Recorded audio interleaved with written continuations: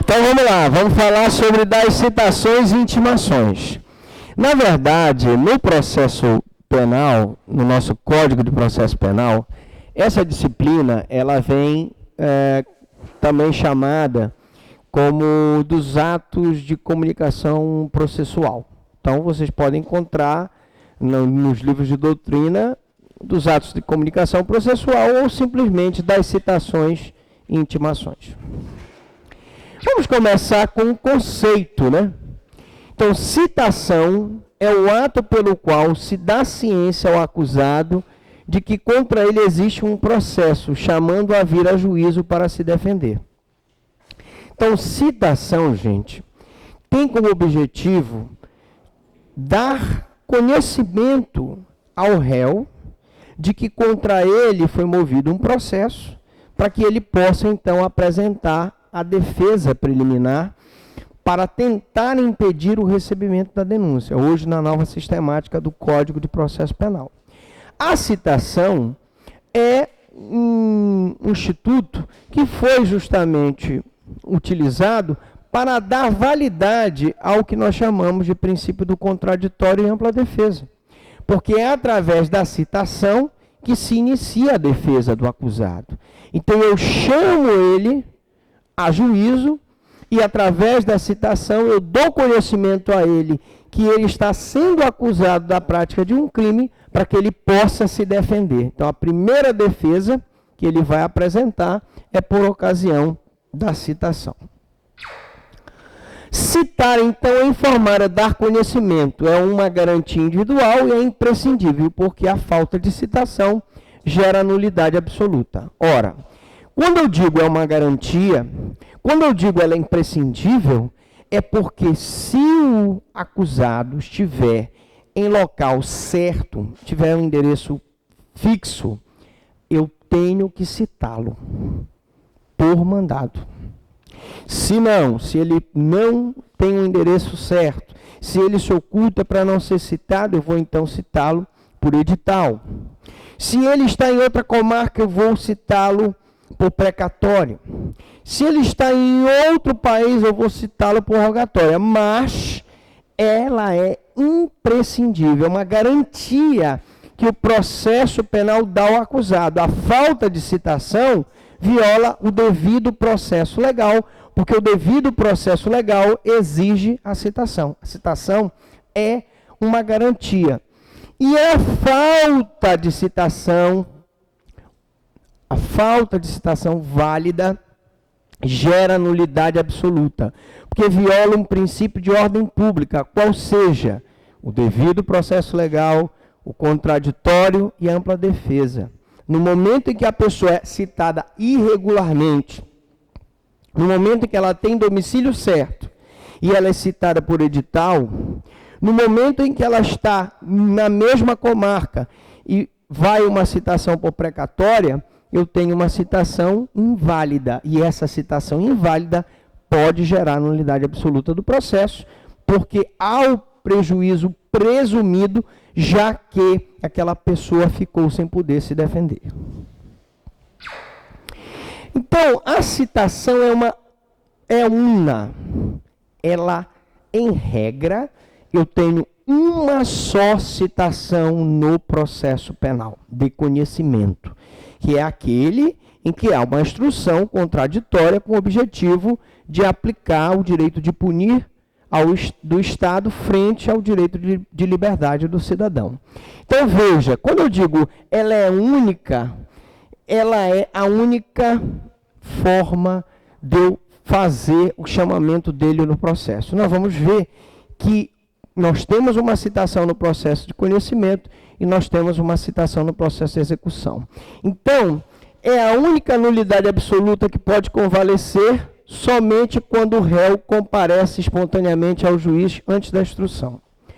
Quando eu digo que ela é a única nulidade que pode convalescer, quando ele comparece espontaneamente, eu estou querendo dizer o seguinte: a citação ela é una no processo de conhecimento. Para que a pessoa possa ser processada, a citação tem que ser válida. E a citação inválida gera nulidade.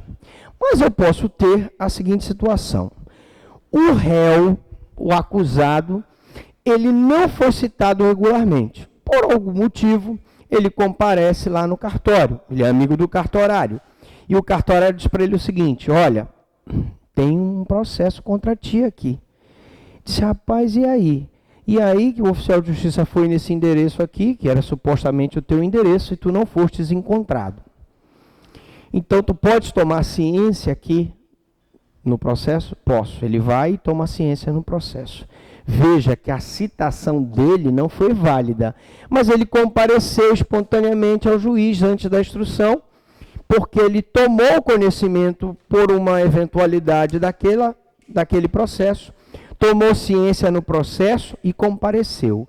Nesse caso, como ele compareceu, desde que haja tempo para que ele possa, junto com o advogado, com o defensor público, articular a sua autodefesa e a defesa técnica pelo advogado, porque também se ele chegou no dia da audiência, tomou ciência e disse: olha, seu juiz, o senhor pode me ouvir aqui, e não teve tempo de conversar com o advogado nem com o defensor, não vai ser convalidada.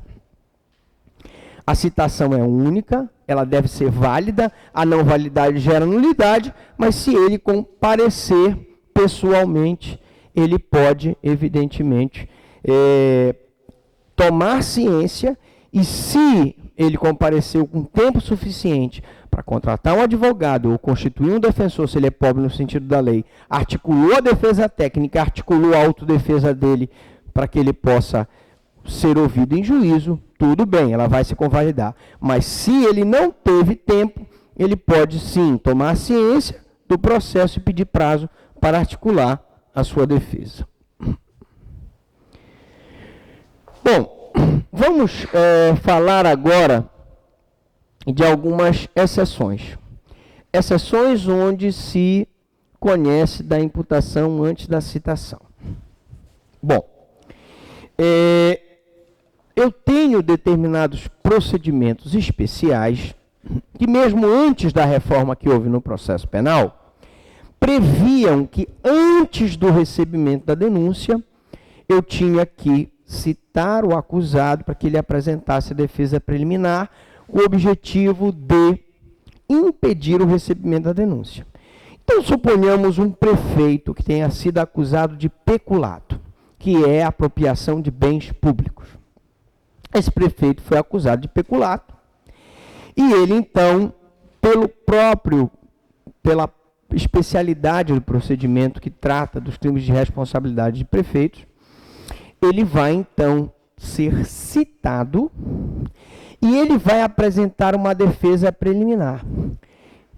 Vocês devem estar lembrados que o prefeito tem foro por prerrogativa de função, o que significa dizer que ele só pode ser processado perante o Tribunal de Justiça. Então, o desembargador vai citá-lo para que ele apresente a defesa preliminar. Nessa defesa preliminar, ele não entrará no mérito da denúncia. Ele poderá, por exemplo, dizer que há nulidade do inquérito, que há nulidade das provas colhidas, que aquela prova foi deferida por um juiz incompetente, portanto, a prova seria ilegítima. Então, ele não entra no mérito da defesa em relação ao fato imputado na denúncia. Nesse caso, nós dizemos que ele conhece da imputação antes da citação. Na verdade, ele é notificado para apresentar a defesa preliminar, e só depois ele será citado para apresentar a defesa nos autos do processo. Aí sim, quando ele é citado, é que ele vai dizer: não, olha, eu não me apropriei desse bem. Vamos supor que ele tenha sido acusado de ter se apropriado de um veículo. E ele explica que ele usou aquele veículo porque tinha uma senhora gestante, e ele colocou a senhora para poder levar a senhora para um outro município para que ela pudesse fazer o parto. Um exemplo banal. Mas aí eu teria, então, uma excludente de ilicitude em relação ao prefeito. Então, ele já está entrando no mérito. Mas o mérito ele só entra depois que ele for citado para a defesa no processo. Há sempre, no caso do prefeito, uma defesa preliminar. Ocorre quando o réu é notificado da ação penal para a defesa preliminar, antes mesmo do recebimento da denúncia ou da queixa, que é o caso dos prefeitos, que têm foro por prerrogativa de função, os promotores de justiça, os juízes de direito, os deputados, e todas as autoridades que têm foro por prerrogativa de função têm essa faculdade de serem notificados para apresentar uma defesa preliminar, recebida a denúncia, não aceita os argumentos da defesa preliminar, sim citados para apresentar a defesa de mérito. Deu para entender? Defesa preliminar, argue questões preliminares. Citação, defesa de mérito, argue questões de mérito.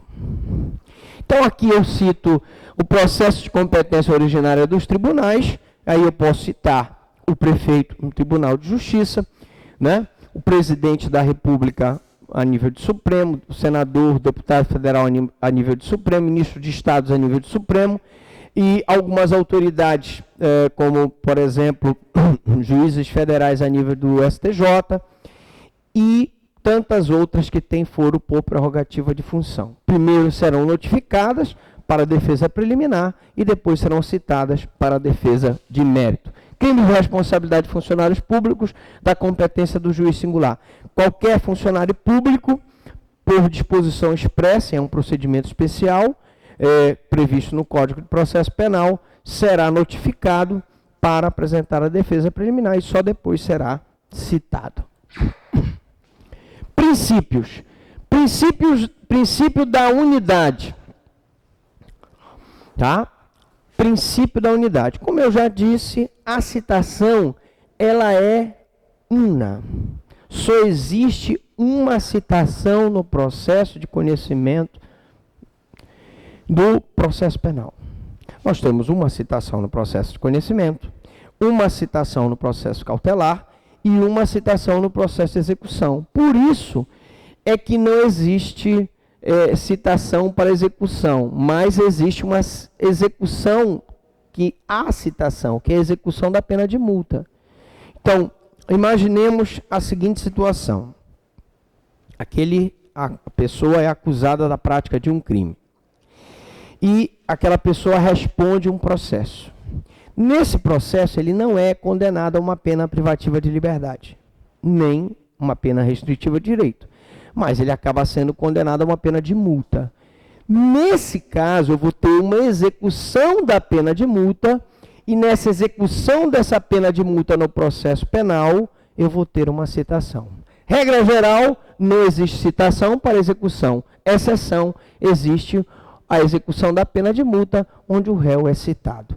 Também, para complementar essa informação, num procedimento cautelar, né? Por exemplo, uma hipoteca legal, um pedido de sequestro, ele vai ser também citado para se defender daquele processo cautelar. Ok? Princípio da personalidade. O réu deve ser citado na sua pessoa, exceção citação por edital.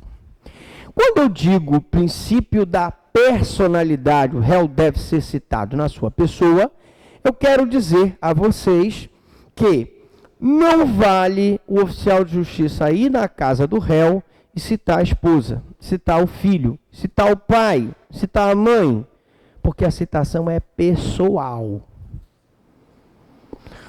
O réu citado na pessoa do pai, da mãe, da esposa, do filho, não é uma citação válida. Portanto, ele pode arguir a nulidade da citação.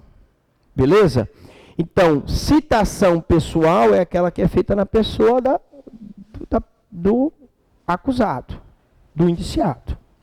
Certo? somente o acusado, por ser o único sujeito passivo da pretensão punitiva, pode ser citado. Eu não posso citar a esposa dele, não posso citar o pai dele. O princípio é princípio da personalidade. A citação tem que ser feita na pessoa do réu. Temos exceção? Temos. Temos a citação por edital.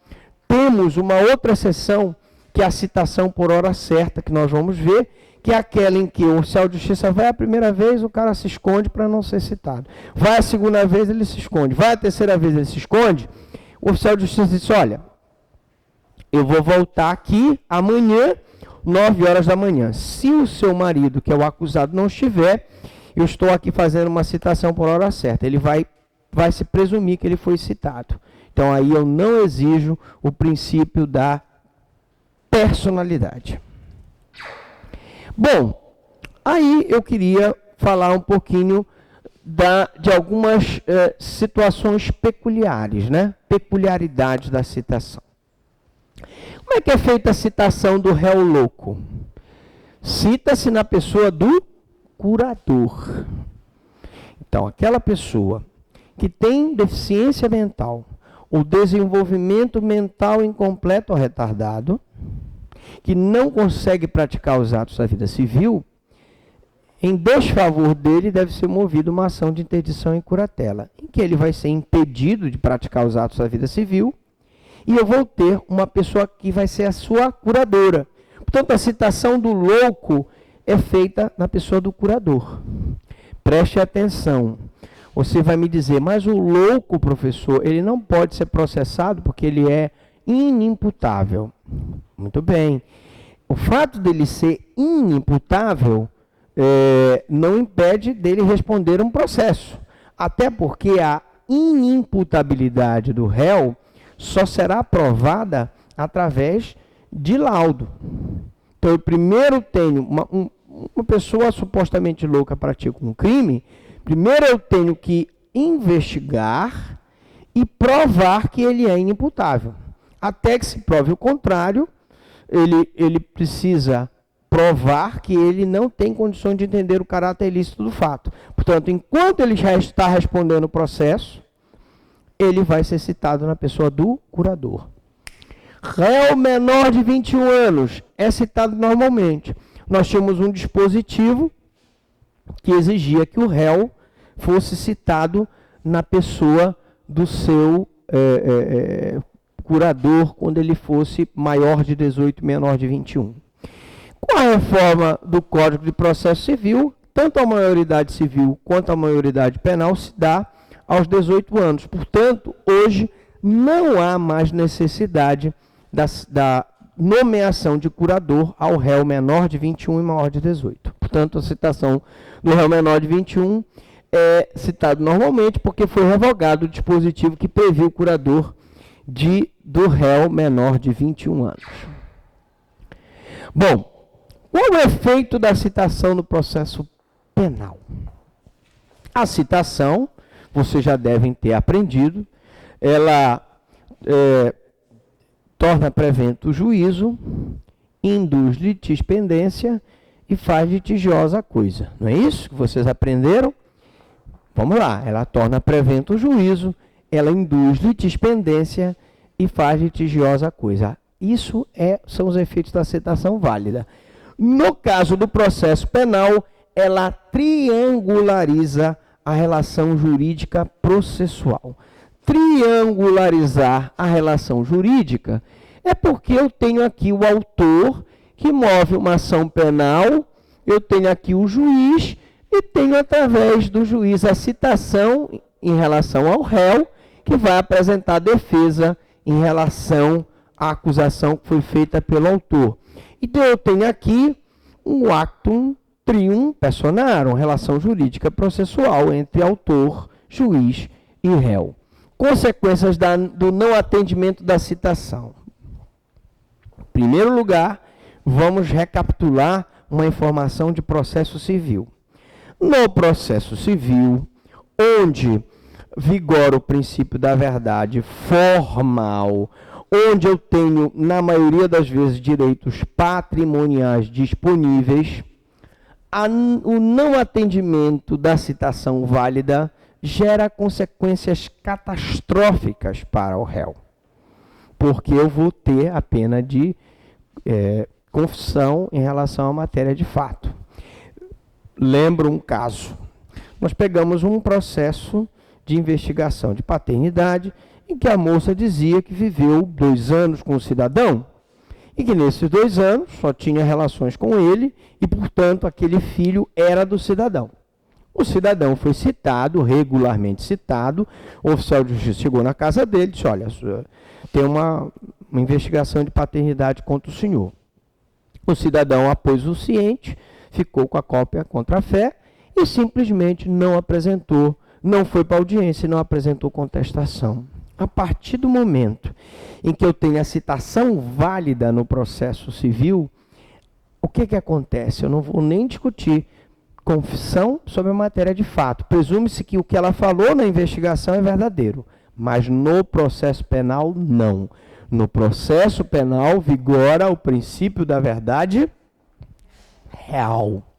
Portanto, consequência do não atendimento da citação válida no processo penal, evidentemente que a inércia do réu em não atender o chamado, ela vai se denominar contumácia. Tanto no processo civil quanto no processo penal é a contumácia, que é o não atendimento do chamado da citação válida, que significa ausência injustificada. Mas a ausência injustificada do réu, a confissão, mesmo a confissão do réu sobre aquele crime, não faz prova absoluta. Porque se eu tenho estipulado pelo processo penal que vigora o princípio da verdade real, o juiz deve buscar todos os meios necessários para elucidar aquele fato. E isso faz com que não haja pena de confissão sobre a matéria de fato em relação ao réu, mesmo que ele, citado validamente, não compareça injustificadamente. Ele pode sim. O efeito da contumácia é a decretação da revelia, mas a revelia só ocorre no caso de réu citado pessoalmente ou por edital, desde que tenha defensor constituído. A revelia vai implicar na não comunicação. Eu vou comunicar o defensor constituído ou a pessoa que substituiu o defensor constituído, o defensor público, sobre os atos processuais, porque aquele réu citado regularmente não compareceu. Mas eu não vou presumir que o que o Ministério Público na ação penal pública está dizendo em desfavor do réu é verdadeiro, e nem vou presumir o que o querelante na ação penal privada está falando em relação ao querelado, porque no processo penal não se presume, porque vigora o princípio da verdade real. Beleza? Então, decreta-se revelia, somente no caso de réu citado pessoalmente ou por edital, que tenha defensor constituído, mas não se presume a matéria arguída na ação penal. Citação real e citação ficta ou presumida, que são as modalidades de citação. A citação real é aquela que efetivamente acontece, é aquela que é feita através de mandado, é aquela feita através de precatória, é aquela que é feita através de rogatória. E eu tenho a citação ficta ou presumida, que é aquela irreal, que é aquela feita por edital, é aquela feita por hora certa. Porque, na verdade, ela não aconteceu. Ora, convenhamos, todos aqui sabem, se o réu ele for citado por edital, eu posso presumir que ele tomou conhecimento através dos jornais ou através do Diário Oficial. Mas é uma presunção juris tanto, ele pode não ter tomado conhecimento. Então, uma citação ficta, presumida. Até aqui estão entendendo tudo? Beleza pura? Vamos então ver as formas de citação.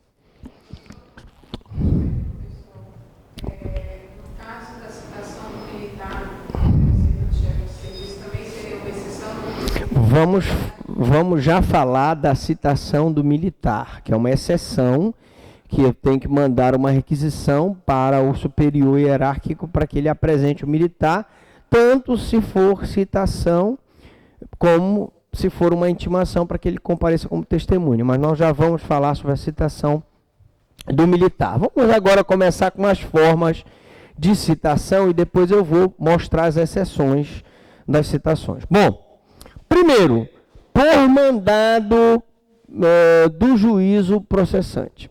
A citação por mandado é a maior, vamos dizer assim, a que mais ocorre normalmente no processo penal.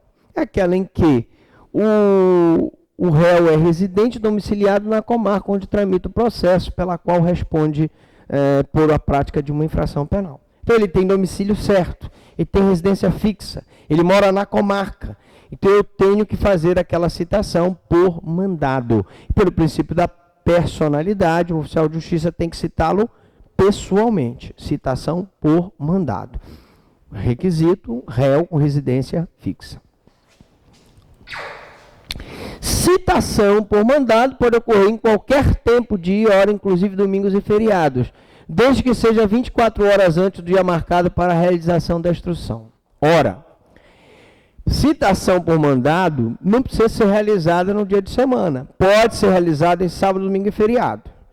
A única exigência dos tribunais superiores em relação a essa citação, o Supremo Tribunal e o Superior Tribunal de Justiça, é justamente isso que eu estou falando aqui.